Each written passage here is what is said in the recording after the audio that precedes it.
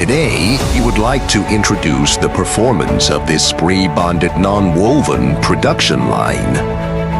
After being retrofitted with our biomass pellet hot air furnace, retrofitting, the system consumes approximately 100 kg of biomass pellets per hour, achieving a 50% reduction in drying costs compared to the original configuration.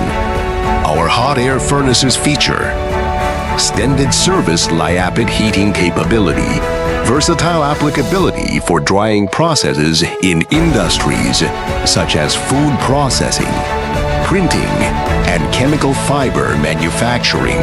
For further inquiries, please leave a message.